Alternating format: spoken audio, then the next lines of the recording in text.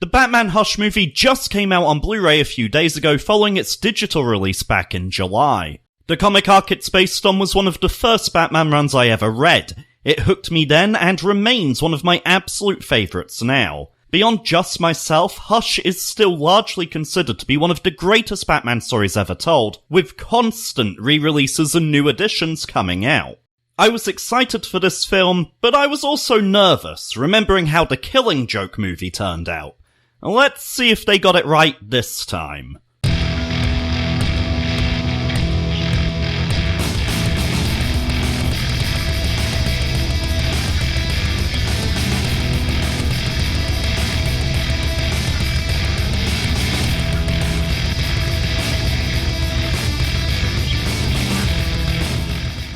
The film uses the same animation style DC have been tweaking and rolling out since Young Justice. If you've seen the previous Batman movies, you know what to expect here. The style's very clean and easy to read, there's never any confusion about what you're seeing, what's part of the background, and where your focus should be, but it's also a little flat and lifeless.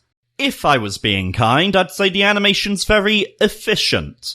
You'll find too many scenes where only a character's mouth flaps are actually moving. Even during action scenes, the movie can feel a little limp and tired, in dire need of some energy. Take this beat where Batman's line is cut, throwing him into a freefall. There's no sense of weight or speed. When Batman hits the gargoyle, there's no jolt. The animators don't break the model to emphasize the impact. The stone structure doesn't slowly crack or peel, it just immediately falls. There's no wind-up, no anticipation. Then when Batman does hit the ground, we barely even get a dust cloud.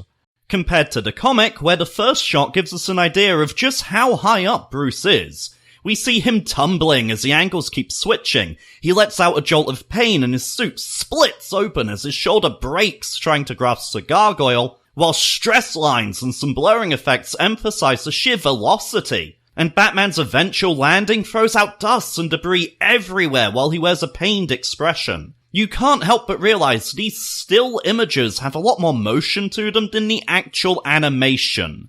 Look at where the Bat comes down, too. It's a narrow, dirty, cluttered alley. We can't see a way out. Buildings are stacked on top of each other to make the environment more imposing, and he's immediately being set upon by thugs with bats and knives. Compare that to the movie, where he lands in a much wider, cleaner space.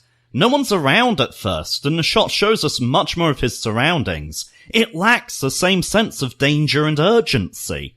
The Superman fight also suffers. It's over in seconds and lacks the tactics of the comic version. The lead-lined tunnels and gas main get a brief mention, but Bruce seems to be in control, borderline dominating the fight in the film, where the original felt a little more like he was scrambling.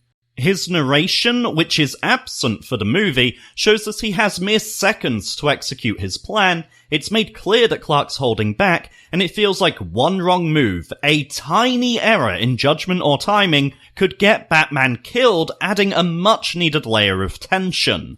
Here we get a film that's over-relying on side-on and three-quarter shots that does the bare minimum it's contractually obliged to. It feels less like an impassioned team who adore the source material, and more like it was produced by an AI that was fed techniques for producing it as quickly and cheaply as possible. The clean style is also a complete mismatch for Jim Lee's dirtier, hatched and textured artwork. The comics give us a bulkier, older, wearier Dark Knight. He's a soldier, conditioned to the absolute peak of human ability. He operates very precisely and mechanically, and his movements carry weight. Blacks are heavily used to veil Batman in the shadows and merge the Predator into his environment so he can stalk his enemies. The model sheet for the DC animated movie gives us a younger, leaner, and more athletic Bruce Wayne. The coloring style means he's constantly visible, almost on parade, and it's just not the same guy. The Dark Knight Returns animated movie used a bulkier model. Going back a ways, Public Enemies and Apocalypse adapted their styles to be closer to Ed McGuinness's and Michael Turner's artwork. There was a precedent for changing things up to better suit the story, and I'm disappointed that wasn't employed here. Despite that, they were happy to change the overall plot.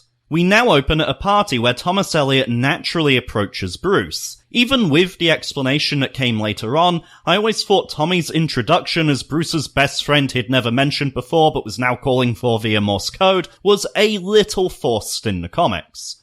Sometimes change is good. Pacing was an issue in the original run. I always felt the story sagged in the middle, and even after repeat reads, I always forget Ra's al Ghul is even in this story. The movie cuts that entire segment with Lady Shiva simply approaching Bruce to ask if he knows anyone who's used a Lazarus pit recently, giving us the clue we needed without the globe-trotting.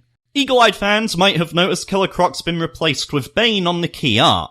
It's pretty much a straight swap, with Bane kidnapping a child for ransom instead of Croc. I'll be blunt, I hated this change, because I'm sick to the back teeth of Bane. He's overrated and overused, clinging to the importance of a single moment from a popular run decades ago. While Croc had an actual motive and needed the money to try and keep his mutation in check, Bane's very much in it for the sake of it. This feels like the marketing department interfering, figuring the movie will sell more copies if Bane's in it.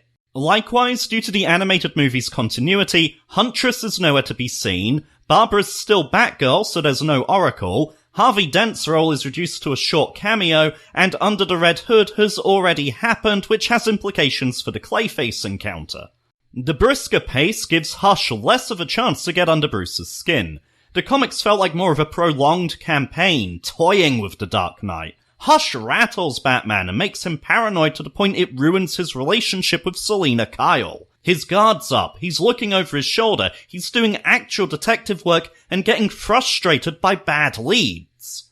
None of that is present here. Our protagonist doesn't get wound up. If anything, he seems far too calm, collected, and in control. There's a famous scene with Joker which flat out doesn't work because there's no pent-up stress and anger for Batman to release in this version.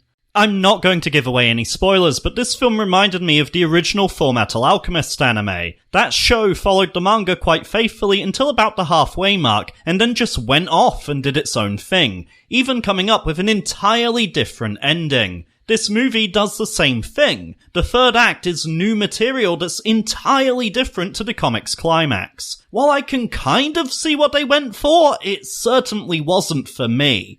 It frustrates me that more casual fans might check this movie out instead of reading the comic, because they'll get a very different and, in my opinion, worse experience that could cause them to question what all the Hush fanfare's been about all these years. Is it another Killing Joke? No, I don't think so.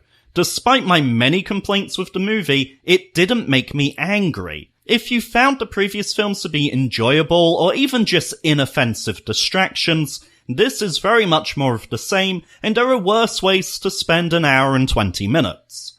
If you're a fan of the original arc and you're looking to see your favourite moments brought to life, or share the tale with someone who doesn't read comics, you'll likely be disappointed. This outing's entirely middle of the road, competent, vanilla, and somewhat unremarkable, while the new ending could be an outright deal-breaker for purists. That's all I have to say. Let me know what you thought of the Hush movie in the comments below. If you like what you saw, subscribe to my channel for more videos, and share it with a friend or two. It all helps.